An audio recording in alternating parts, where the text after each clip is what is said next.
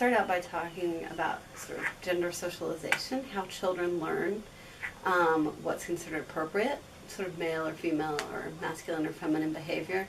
And then we talk about school, sports, and sex education. Those were kind of the main units that we did, sexuality and sex education.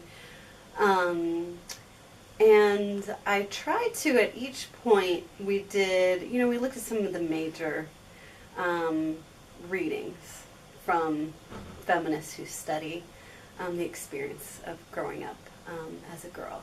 I'd always try to get the students to look at what they see in their own lives. And I would bring in materials for us to look at to see, does the analysis that the scholars are offering look accurate to them? I've learned a lot about women and men, more so leaning towards men. And I saw this class and I was just intrigued to learn a whole class about women and what they go through, starting from, the 19th century to 21st century that we're in. I think this class is really adaptable to any major. I think we actually have a number of students that aren't women's studies majors and took the course. It's not like you need to know any specific terminology or anything in depth to really understand the course. It's just about being open to, reading and learning some new material. Growing up to learn that way, that this is for women and this is for men, and cross that boundary, then the gender policing starts happening and you get scared and you are afraid to cross that line.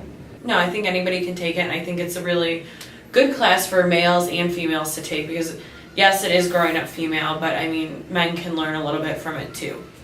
I just think more people should come out and take this class. It really opens up your eyes to a lot of different topics about women.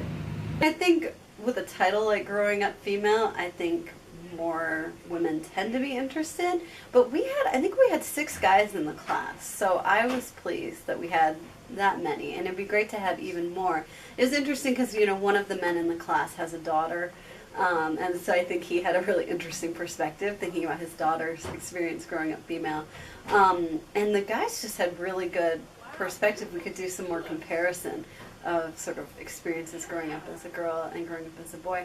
It was interesting because one of the guys in the class was thinking of signing up for it, and he talked to some people and they told him, I don't think you're allowed to. It's women's studies and I don't think men are allowed to sign up for the class. Luckily, he ignored them and did sign up. I would love to see more men in the courses.